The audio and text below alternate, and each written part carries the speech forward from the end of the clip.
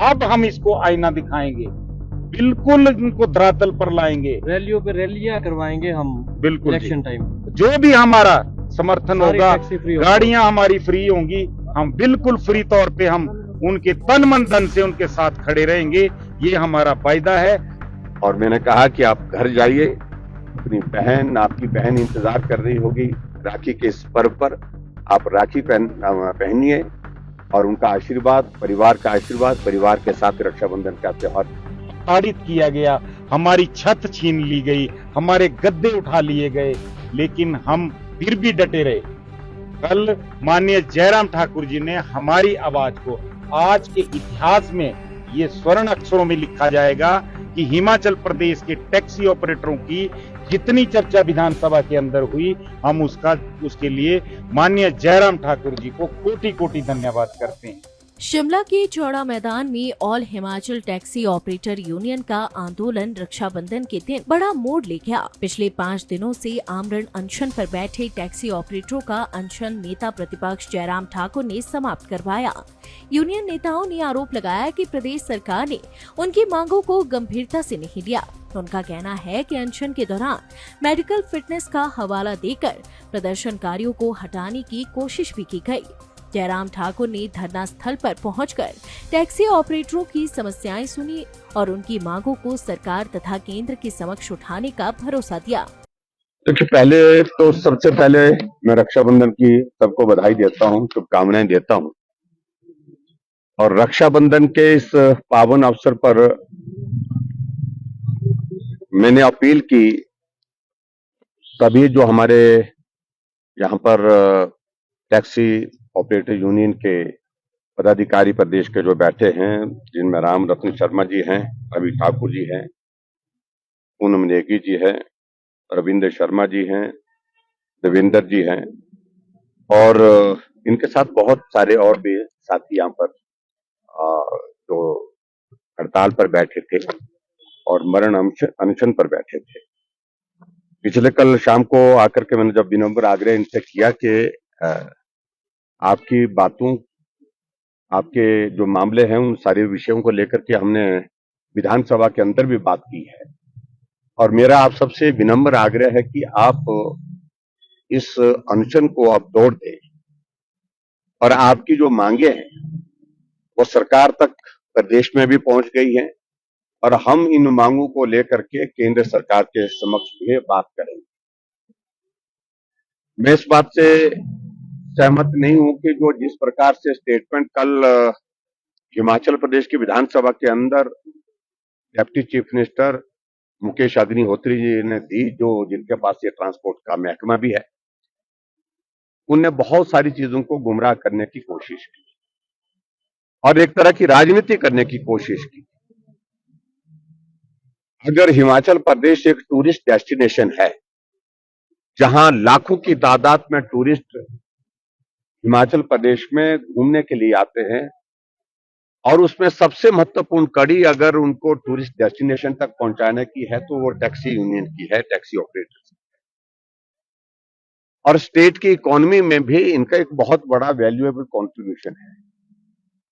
और उसके साथ साथ में हिमाचल प्रदेश में जब सरकारी क्षेत्र में हम सभी को नौकरी नहीं दे सकते हैं, रोजगार नहीं दे सकते हैं, तो इन सभी ऑपरेटर्स ने अपने पांव पर खड़े होने के लिए रोजगार का माध्यम टैक्सी डाल करके अपने परिवार को पालन पोषण की दृष्टि से जिस प्रकार से काम किया है, काम कर रहे हैं, वो भी स्टेट के लिए एक बहुत बड़ा एक योगदान है उस दृष्टि से, क्योंकि बहुत सारे लोगों को रोजगार, क्योंकि ड्राइवर लगता है, ड्राइवर के साथ साथ में और भी बहुत सारे लोगों की इसमें जो है वो रोजगार की संभावना जो बनती है, उस तरह से इन लोगों का एक बहुत बड़ा वैल्यूएबल कंट्रीब्यूशन जिस उस तरह से है।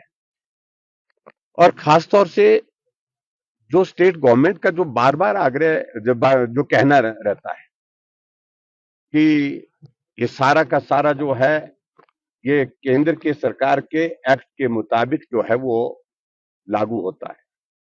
बहुत सारे राज्यों ने अपना पक्ष प्रभावी ढंग से रखा, और प्रभावी ढंग से रखने के बाद जो है वहां पर जो टैक्सी ऑपरेटर्स हैं उनको बहुत बड़ी राहत दी है। उस दृष्टि से हिमाचल प्रदेश में भी ये किया जा सकता था। मुझे अच्छी तरह से याद है कि कोविड का बहुत बड़ा संकट था और उस कोविड के संकट के दौरान पूरे देश के दुनिया भर में एक स्थिति अलग तरह की थी। देश के अंदर लॉकडाउन का लंबा दौर रहा, प्रदेश के अंदर भी रहा, और उसके बाद जब थोड़ी सामान्य स्थिति हुई तो उस वक्त हमारे सामने बस ऑपरेटर, ट्रक ऑपरेटर्स और उसके साथ साथ में टैक्सी ऑपरेटर सब लोग आए।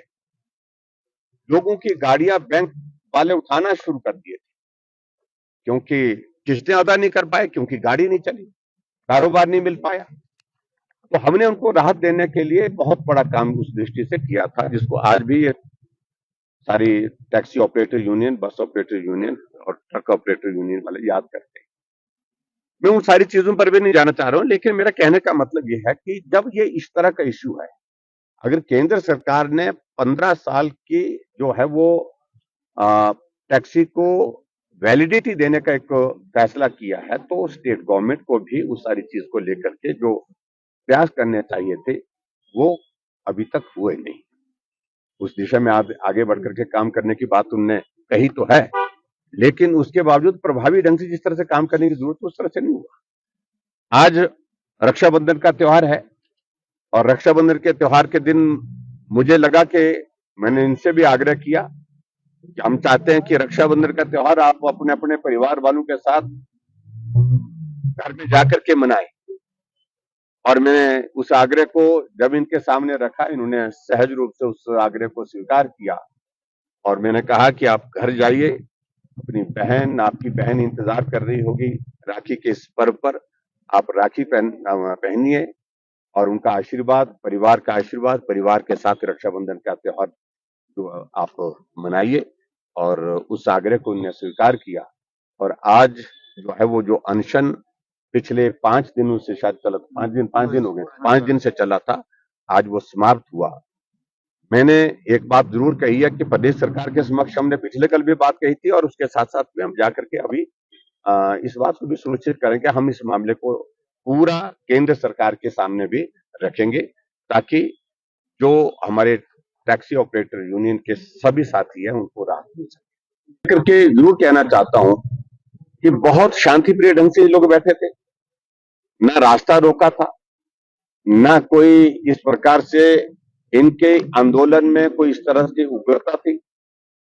ये एक ही चीज को लेकर के आग्रह कर रहे थे कि जहां सब लोग बैठते हैं, यहाँ यही स्थान है हमारे पास चौड़ा मैदान, जहां धरने होते हैं, प्रदर्शन होते हैं। तो परमिशन एक दिन की उनको शायद दी थी, उसके बाद परमिशन भी इनकी बंद कर दी। इन्होंने कहा कि बारिश के मौसम में हमको यहाँ पर टेंट तो लगाने दीजिए ताकि हम उसके नीचे बारिश से अपने आप को बचा सके, उसकी भी अनुमति नहीं दी। पिछले कल मैंने डिप्टी कमिश्नर से बात की काफी विस्तार से, मैंने कहा कि इतना अमानवीय व्यवहार नहीं होना चाहिए।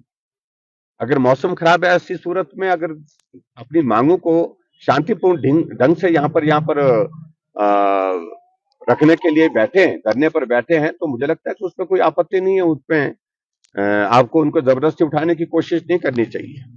कल मैं आया यहाँ पर, जो एएसपी और भी जो पुलिस के अधिकारी थे, उनसे भी हमने इस बात के लिए आग्रह किया कि जबरदस्ती अगर आप करने की कोशिश करेंगे, इनके साथ अगर आप ठीक तरह से व्यवहार नहीं करेंगे, तो भारतीय जनता पार्टी भी खुलेआम जो है वो उनके समर्थन में आएगी। ये हमने उनको कल इंडिकेट कर दिया था, स्पष्ट कर दिया था। लेकिन बताया गया कि अब पिछले कल के बाद जो है वो बातचीत होने के बाद व्यवहार में परिवर्तन थोड़ा आया है, और व्यवहार में परिवर्तन के साथ साथ में जो परमिशन एडमिनिस्ट्रेशन की ओर से मिलनी थी वो तो नहीं दी इनने। मैंने कहा था डिप्टी कमिश्नर को, आप चीफ मिनिस्टर मोदी जी से बात करिए इस संदर्भ में, लेकिन उन्होंने बात की कि नहीं की, लेकिन उनका रिस्पॉन्स अभी तक आया नहीं। कुल मिलाकर के मेरे कहने का मतलब, फिर हमने यही फैसला किया कि रक्षाबंधन के इस पावन अवसर पर सभी को अपने अपने घर जाकर के त्योहार मनाना चाहिए, और आपकी मांगे विधानसभा के अंदर, विधानसभा के बाहर जहां भी उठाने की बात होगी, इस काम को हम बखूबी करेंगे। और आने वाले समय में जब हिमाचल प्रदेश में सत्ता का परिवर्तन जो निश्चित होना है, जब सरकार बदलेगी, तो इनकी मांगों को प्राथमिकता के आधार पर उनको पूरा करेंगे। ये हमने इसके बाद all Himachal taxi operator union ने जयराम ठाकुर का आभार जताते हुए वर्ष 2027 के विधानसभा चुनाव में भारतीय जनता पार्टी को समर्थन देने का ऐलान किया। यूनियन नेताओं ने कहा कि कोरोना काल में तत्कालीन भाजपा सरकार ने टैक्सी, ट्रक और बस ऑपरेटरों का साथ दिया था। इस दौरान धरना स्थल पर हमारा मुख्यमंत्री कैसा हो, जयराम ठाकुर जैसा हो के नारे भी लगाए गए। तन मन धन से इस सरकार को लाने के लिए हमारे ऊपर 11 मुकदमे हुए थे। हमने माननीय जयराम ठाकुर जी को भी बुरा भला सेक्रेटरीट के सामने कहा था, लेकिन इस सरकार ने हमारी कोई बात नहीं सुनी। अब हम इसको आईना दिखाएंगे, बिल्कुल इनको धरातल पर लाएंगे, रैलियों पे रैलियां करवाएंगे हम बिल्कुल जी। Election time. जो भी हमारा समर्थन सारी होगा, टैक्सी फ्री होगी। गाड़ियां हमारी फ्री होंगी, हम बिल्कुल फ्री तौर पे हम उनके तन मन धन से उनके साथ खड़े रहेंगे। ये हमारा वायदा है। आज मैं भारतीय जनता पार्टी के जो शिमला के यहाँ के प्रधान है चौहान साहब, आप हमारा पूर्ण विश्वास रखें कि हम आपके साथ खड़े हैं और खड़े रहेंगे। धन्यवाद। सर, सरकार का रवैया जो है टैक्सी ऑपरेटरों के हमेशा ही खिलाफ रहा है। इस सरकार का 5 साल का हमने सरकार से सिर्फ और सिर्फ उनके द्वारा जो दी गई गारंटियां थी उनको याद करवाने के लिए हम यहाँ पे आए थे।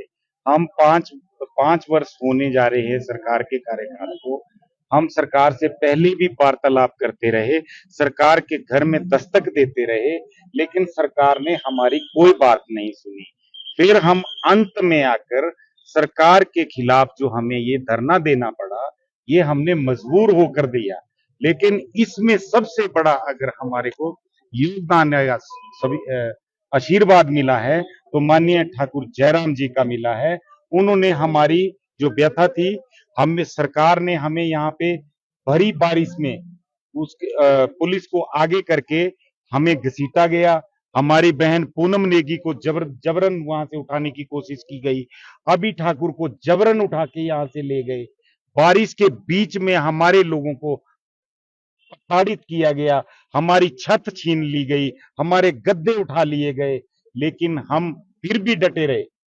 कल माननीय जयराम ठाकुर जी ने हमारी आवाज को आज के इतिहास में ये स्वर्ण अक्षरों में लिखा जाएगा कि हिमाचल प्रदेश के टैक्सी ऑपरेटरों की जितनी चर्चा विधानसभा के अंदर हुई, हम उसके लिए माननीय जयराम ठाकुर जी को कोटि कोटि धन्यवाद करते हैं। उन्होंने हमेशा हमारे साथ खड़े रहकर पिछले कार्यकाल में भी उन्होंने कोरोना काल में जब हम प्रताड़ित थे तो हमारा 2 साल का टोकन टैक्स और पैसेंजर टैक्स माफ किया था। इसके साथ माननीय जयराम ठाकुर जी की साथ हम धन्यवादी हैं बंटी राजी जी के, और हमारे जो केसी चौहान जी हैं भारतीय जनता पार्टी के जिला के प्रधान हैं, मोहित जी हैं, जिन्होंने हमारे दर्द को समझा। कल भी हमें जबरन उठाने का प्रयास किया गया, लेकिन माननीय प्रधान जी एकदम यहाँ पे पहुंचे और हमारे बीच में बैठ गए, पुलिस से बात करके, और सारे जो जितना भी हमारे ऊपर अत्याचार हो रहा था उसकी व्यथा जो है माननीय जयराम ठाकुर, माननीय बंटी जी ने और सब ने पहले दिन उन्होंने कहा था कि हम आपका क्वेश्चन भी रेज करवाएंगे और सारी बातों को सामूहिक तौर पे सरकार के पास रखेंगे।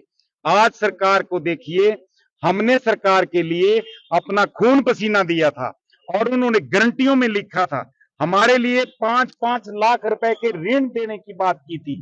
आज विधानसभा के इस चौड़ा मैदान के अंदर जो भी लोग आते हैं वो सिर्फ मांगने के लिए आते हैं, लेकिन हम टैक्सी ऑपरेटर यहाँ पे देने के लिए आए थे।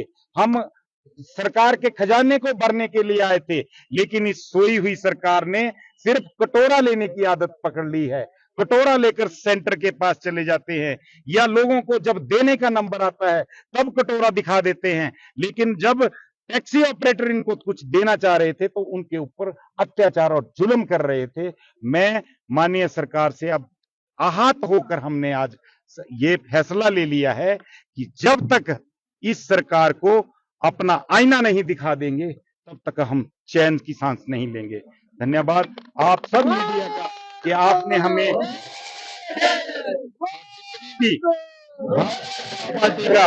भारतीय जनता पार्टी के जो यहाँ पे लोग आए हैं, मैं गाय बगाए में किसी का नाम भी नहीं ले पाया हूँ, उनका मैं धन्यवाद करता हूँ। कोटि कोटि नमन। लाइव टाइम्स टीवी के लिए शिमला से विक्रांत की रिपोर्ट। बिजली का बिल हर महीने बढ़ रहा है, तो अब सूरज की रोशनी को अपनी बिजली का जरिया बनाइए। हिमटेक्स सोलर के साथ लगवाइए अपने घर, दुकान या व्यवसाय के लिए स्मार्ट सोलर सॉल्यूशन। कम बिजली बिल, साफ ऊर्जा और लंबे समय की बचत। सोलर लगाने से लेकर सही सिस्टम चुनने और सब्सिडी पाने तक हिमटेक्स सोलर आपके साथ हर कदम पर। तो इंतजार किस बात का? आज सूरज की ताकत अपनाइए और अपनी बिजली के खर्च को कम कीजिए। तो देर किस बात की? Hurry up for subsidy benefits and on 31 March 2027।